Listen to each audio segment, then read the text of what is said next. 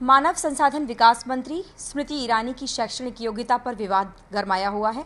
मधु किश्वर भी उनकी आलोचक के तौर पर अब उभर कर सामने आ रही हैं। मधु जी, आपने अपने शोध के माध्यम से नरेंद्र मोदी के जो विरोधी हैं उनको हमेशा गलत साबित किया है, लेकिन आज जब आप आलोचना कर रही हैं तो कहीं ना कहीं नरेंद्र मोदी के चयन की भी आलोचना है। देखिए, जैसा आपने कहा, मैंने शोध किया और तब मुंह खोला। जब तक मैंने शोध नहीं किया था तो नरेंद्र मोदी या उसके प्रशासन के बारे में भी मैंने कुछ नहीं कहा। तो हमेशा ये मेरा प्रयास रहा है कि जब भी मैं बोलूँ एक निष्पक्ष और निर्वैर होके बोलूँ।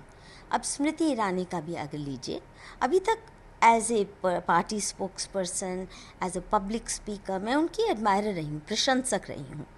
पर पार्टी स्पोक्स पर्सन का जो रोल है बहुत ही सीमित होता है, क्योंकि उसमें पार्टी आपको बताती है क्या स्क्रिप्ट लेना है, आपने क्या लाइन लेनी है, क्या आर्ग्यूमेंट्स देनी है, ये पार्टी देती है।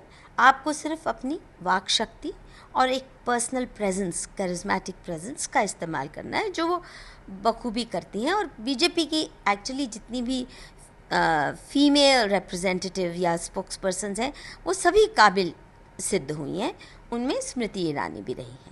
तो मैं कोई इनके आलोचक कभी नहीं थी, परंतु जो ये चयन हुआ है शिक्षा मंत्रालय में फुल कैबिनेट रैंक, ये सिर्फ मुझे ही नहीं, मुझे लगता है सबको दंग करने वाला है। और इस चयन पे मेरा मानना है, मेरी जानकारी है कि पार्टी के अंदर भी खलबली मच गई।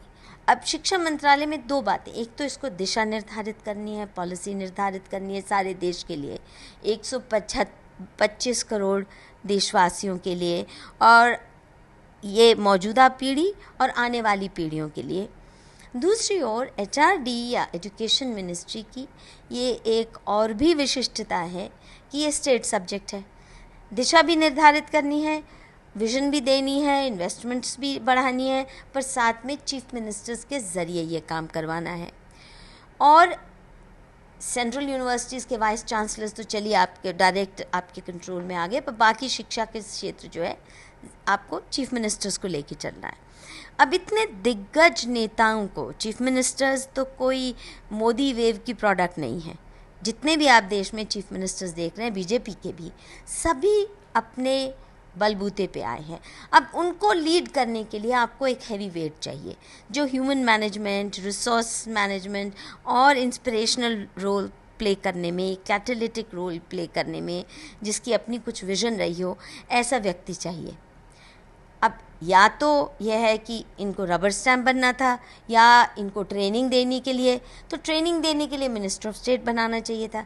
आप मुझे बताइए, जो पार्टी में बहुत लाइट वेट व्यक्ति माना जाता हो, जिसकी केवल खुद की शिक्षा 12वीं की हो, और वो भी 12वीं ऐसी कि ये नहीं कि यूनिवर्सिटी में टॉप किए या बोर्ड के एग्ज़ाम में टॉप किए, इतने शायद कम नंबर आए कि कॉलेज में, रेगुलर कॉलेज में भी एडमिशन नहीं मिली, कॉरेस्पॉन्डेंस में एडमिशन लेके वो भी आप छोड़ देती हैं, वो भी फर्स्ट ईयर भी नहीं पास करती। और देखिए मिसरिप्रेजेंटेशन क्या करती हैं। पिछले चुनाव में इन्होंने कहा था कि मैं BA पास हूँ, अभी कह रही हैं BA first year, BCom first year की डिग्री है। BCom फर्स्ट ईयर की तो कोई डिग्री होती नहीं। पिछली बार आपने झूठ बोला, इस बार आप आधा झूठ, मतलब एक और नया झूठ आपने कर दिया।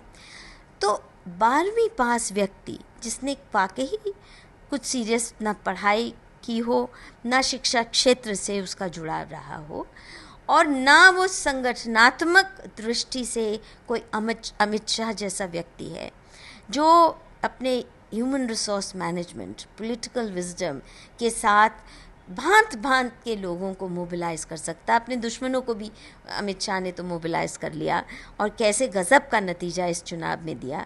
ऐसा व्यक्ति होता तो मैं पूछती भी नहीं कि आपके पास कितनी डिग्रियां हैं।